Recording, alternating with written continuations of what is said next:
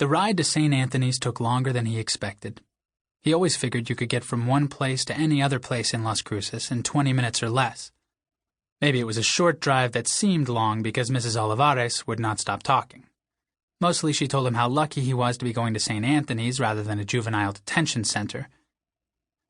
St. Anthony's was an orphanage. It was not a place for kids with problems. Mrs. Olivares had worked very hard and called in a lot of favors to get him admitted. She pointed out the high school he would attend in the fall. It was within walking distance of St. Anthony's. He had been given a choice between going to summer school and entering as a senior or redoing his junior year. He chose to redo his junior year. He had other plans for the summer. There was a white sign on the front lawn with the words, St. Anthony's Home, painted in black letters. Behind it stood a one-story brick building in the shape of a lopsided cross. Next to the building was a basketball court. Kids dressed in gray shorts and blue T-shirts were playing a full-court game. They stopped and turned to look at Mrs. Olivares' car as it drove by. The kids on the basketball court were his age or older, but he could see younger kids on the grass fields. He noticed that there was no fence of any kind around the property. Mrs. Olivares parked the car in front of the main entrance and popped open the trunk. "Well, here we are," she said. She seemed like she wanted to say one more thing. Pancho stared straight ahead and waited for her to speak. "I can't tell you how important it is for you to get along with everyone here. I understand you're still hurting, but why make matters worse for yourself?" He rolled down the window. It was June, and it was hot. If she was going to give him another lecture, the least she could do was keep the air conditioner on. "You need to get over the anger. The police determined that there was no foul play in Rosa's death. It was no one's fault. Not yours, not anyone's. She just died. It happens." "What did she die of?" he dared her to answer. "Not that again. How many times have we gone over that?" The coroner's report lists the cause of death as undetermined. That just means they don't know the exact reason. It happens sometimes. People die and no one knows why. Even apparently healthy young people like your sister. Why was she in a motel room? Who was she with? She was 20 years old. It was not illegal for her to be in a motel room with someone. How can they say it was no one's fault if they don't even look for the guy she was with? "You talked to the detective. What did he tell you?" Pancho remembered the detective.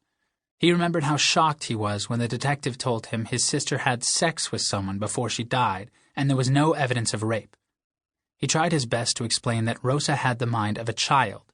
She wouldn't go in a motel room with someone unless she was deceived or taken advantage of somehow. "You can't just give up on this," he told the detective. But the detective wasn't interested. He took notes and grinned as if he had heard it all before. "There's no evidence that a crime was committed, so it's a waste of time to look for him. What are we going to charge the guy with? Not calling 911? Pancho looked out the window. Mrs. Olivares continued, "I know it's frustrating not to have someone to blame. I know you feel helpless, but you can't take your frustrations out on people. I know you're a good boy inside. I know it. I told Father Concha that you were. Are you listening to me?"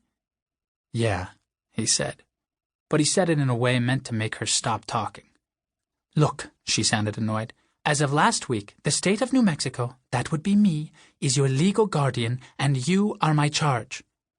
What a strange word that was. Charge. He was Mrs. Olivares' charge. "There are worse places than this. What you did at Mrs. Duggan's could have landed you in prison. I'm taking a chance here. There's a lot of people back in the office who think I'm making a mistake bringing you here. Am I making a mistake?" "Yeah, you're making a mistake," he thought. "Pancho, I'm talking to you." He turned toward her and saw beads of sweat on her dark brown forehead. Mrs. Olivares was a heavy woman, and for a moment she reminded him of his sister. He blinked to make the memory disappear. "I'll be all right," he said. Then he asked, "What's going to happen to the trailer and the truck?" She rolled down her window. "The state's going to auction the mobile home and all the other things. The money will be used to cover the cost of your sister's funeral. Any money left over will be held in trust for you. I doubt the truck is worth anything. Even the trailer won't sell for much." He shook his head. "I'm sorry," she said. She looked as if she understood the unfairness of it all.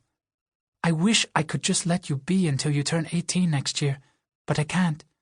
My boss feels there's too much liability there. I'll come get you this weekend and take you to the trailer, and we can pick out a few things for you to save. We'll find a place to store them.